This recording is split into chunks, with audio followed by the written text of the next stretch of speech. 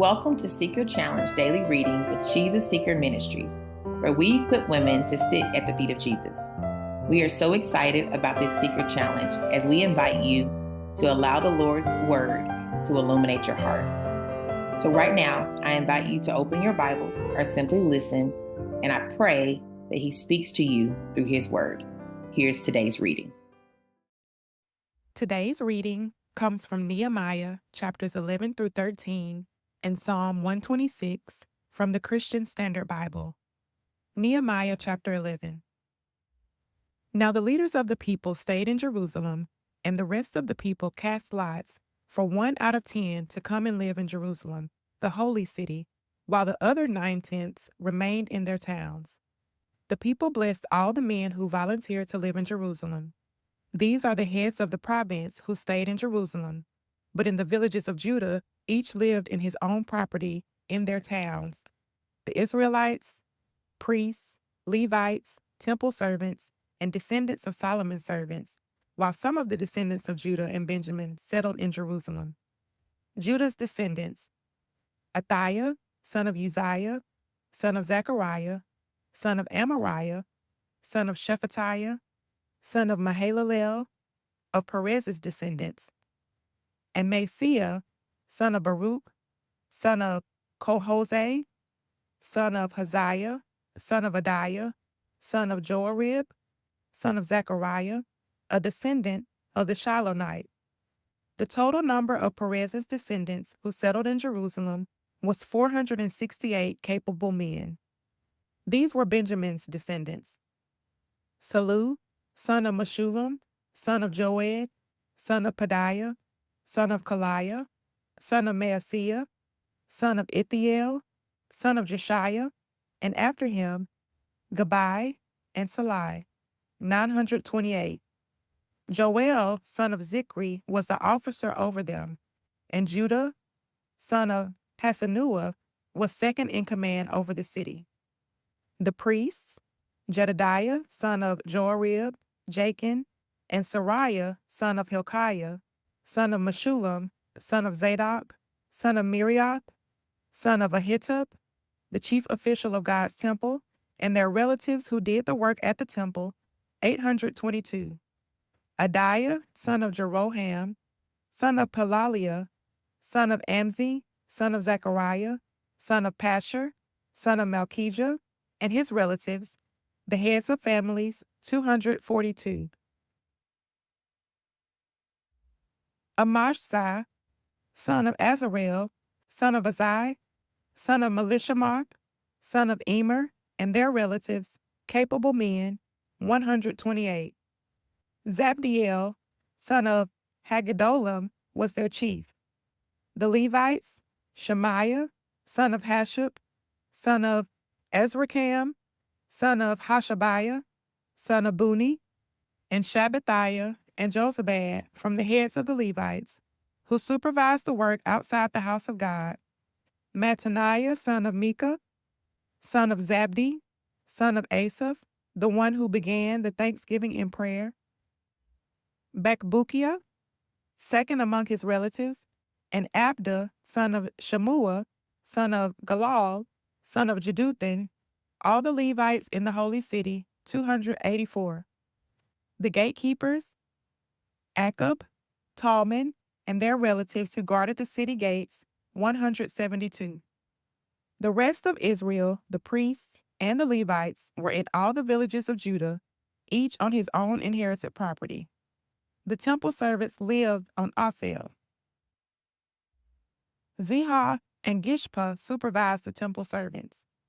The leader of the Levites in Jerusalem was Uzzah, son of Bani, son of Hashabiah, son of Mattaniah, son of Micah, of the descendants of Asaph, who were singers for the service of God's house. There was, in fact, a command of the king regarding them, and an ordinance regulating the singers' daily tasks. Pethahiah, son of Meshezabel, of the descendants of Zerah, son of Judah, was the king's agent in every matter concerning the people. As for the farming settlements with their fields, some of Judah's descendants lived in Kiriath Arba and Dibon and their surrounding villages, in Jacobzeel, its settlements, in Jeshua, Moladah, Beth Pelet, Hazar Shual, and Beersheba and its surrounding villages, in Ziklag and Mechanah and its surrounding villages, and in Ramon, Zorah, Jarmuth, and Zanoah, and Adullam with their settlements, in Lachish with its fields, and Azekah and its surrounding villages. So they settled from Beersheba to Henan Valley. Benjamin's descendants from Geba, Michmash, Aja, and Bethel and its surrounding villages, Anathoth, Nob, Ananiah, Hazor, Ramah, Gittim, Hadid, Zeboam, Nebalot, Lod, and Ono in the Craftsman's Valley. Some of the Judean divisions of Levites were in Benjamin. Chapter 12. These are the priests and Levites who went up with Zerubbabel, son of Shealtiel, and with Jeshua, Sariah, Jeremiah, Ezra, Amariah, Maluk, Hatush, Shechaniah, Raham, Merimoth, Edo, Ginnethoi, Abijah, Majamin, Maadiah, Bilgah, Shemaiah, Jorib, Jediah, Salu, Amok, Hilkiah, Jediah. These were the heads of the priests and their relatives in the days of Jeshua. The Levites, Jeshua, Benui, Kadmiel, Sherebiah, Judah, and Mattaniah, he and his relatives were in charge of the songs of praise. Babukiah, Uni, and their relatives stood opposite them in the services. Jeshua fathered Joachim, Joachim fathered Eliashib, Eliashib fathered Joiada, Joiada fathered Jonathan, and Jonathan fathered Jeduah.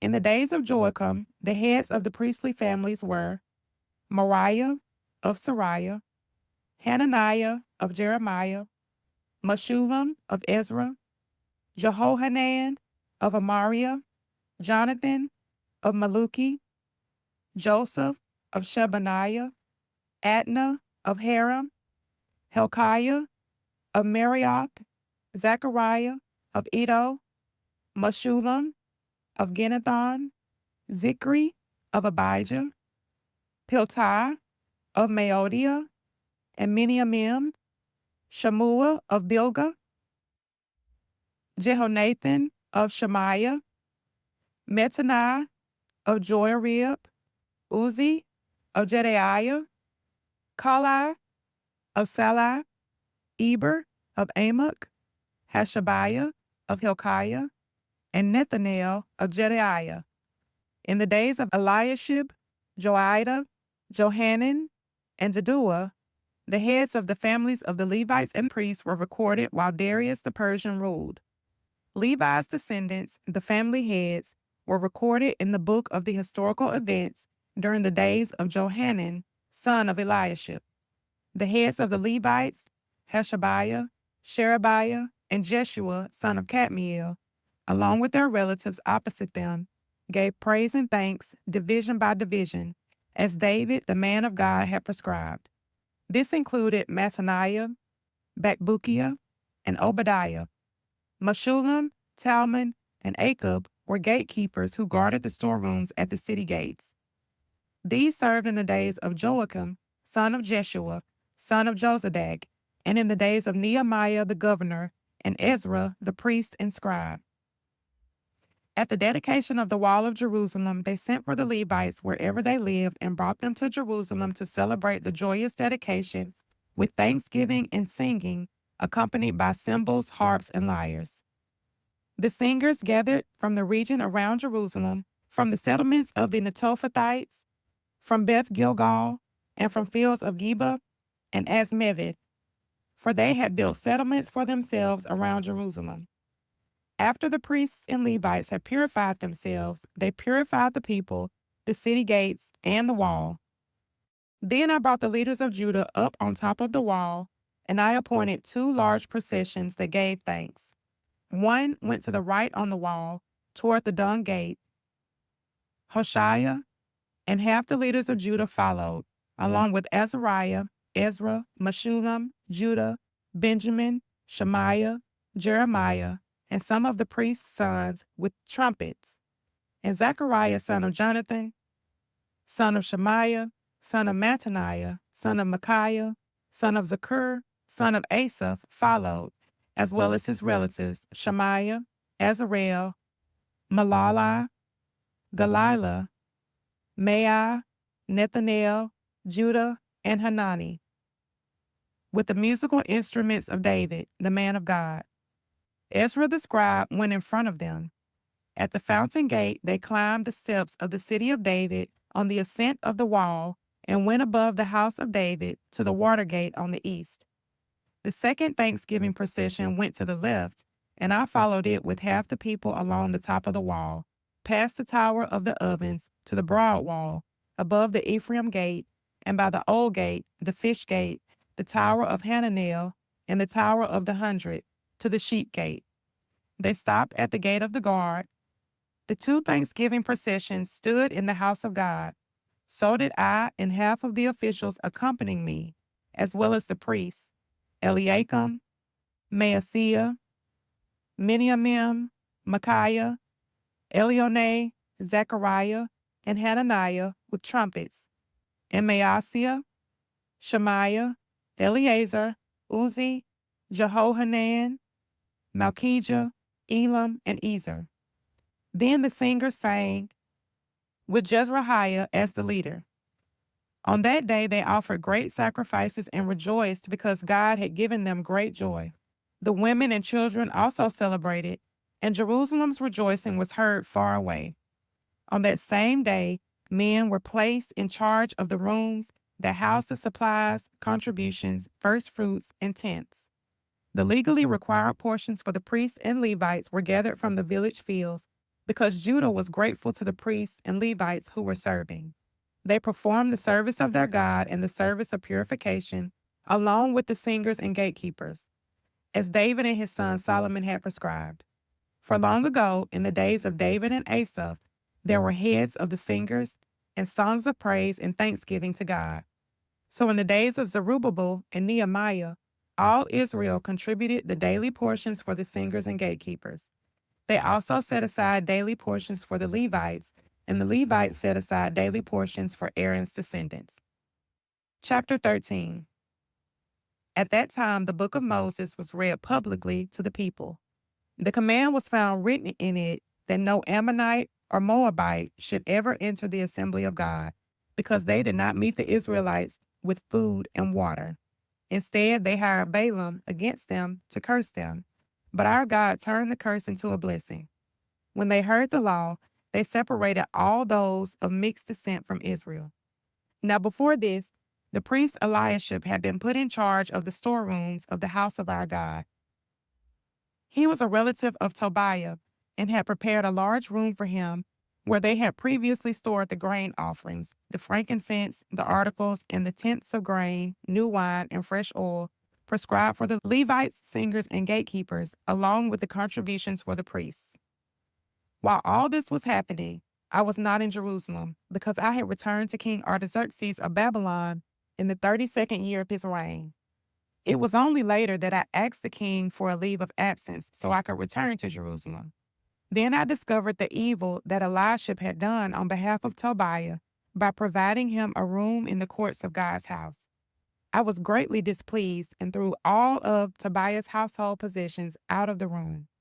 I ordered that the rooms be purified, and I had the articles of the house of God restored there, along with the grain offering and frankincense. I also found out that because the portions for the Levites had not been given, each of the Levites and the singers performing the service had gone back to his own field. Therefore I rebuked the officials, saying, "Why has the house of God been neglected?" I gathered the Levites and singers together and stationed them at their posts. Then all Judah brought a tenth of the grain, new wine, and fresh oil into the storehouses.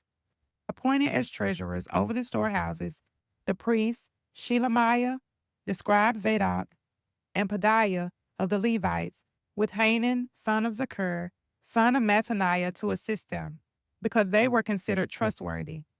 They were responsible for the distribution to their colleagues.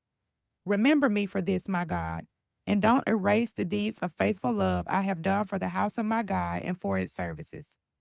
At that time, I saw people in Judah treading wine presses on the Sabbath. They were also bringing in stores of grain and loading them on donkeys, along with wine, grapes, and figs. All kinds of goods were being brought to Jerusalem on the Sabbath day, so I warned them against selling food on that day. The Tyrians living there were importing fish and all kinds of merchandise and selling them on the Sabbath day to the people of Judah in Jerusalem. I rebuked the nobles of Judah and said to them, "What is this evil you are doing, profaning the Sabbath day? Didn't your ancestors do the same, so that our God brought all this disaster on us and on this city? And now you are rekindling his anger against Israel by profaning the Sabbath." When shadows began to fall on the city gates of Jerusalem just before the Sabbath, I gave orders that the city gates be closed and not opened until after the Sabbath. I posted some of my men at the gates so that no goods could enter during the Sabbath day. Once or twice, the merchants and those who sell all kinds of goods camped outside Jerusalem. But I warned them, "Why are you camping in front of the wall? If you do it again, I'll use force against you." After that, they did not come again on the Sabbath. Then I instructed the Levites to purify themselves and guard the city gates in order to keep the Sabbath day holy. Remember me for this also, my God, and look on me with compassion according to the abundance of your faithful love. In those days, I also saw Jews who had married women from Ashdod, Ammon, and Moab. Half of their children spoke the language of Ashdod or the language of one of the other peoples, but could not speak Hebrew. I rebuked them, cursed them, beat some of their men, and pulled out their hair. I forced them to make an oath before God and said, "You must not give your daughters in marriage to their sons, or take their daughters as wives for your sons or yourselves." Didn't King Solomon of Israel sin in matters like this? There was not a king like him among many nations. He was loved by his God, and God made him king over all Israel. Yet foreign women drew him into sin. Why then should we hear about you doing all this terrible evil and acting unfaithfully against our God by marrying foreign women?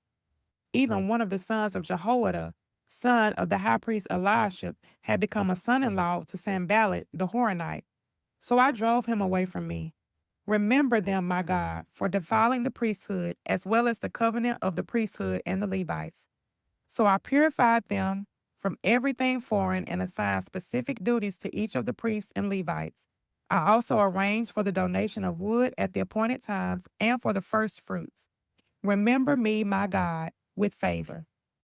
Psalm 126.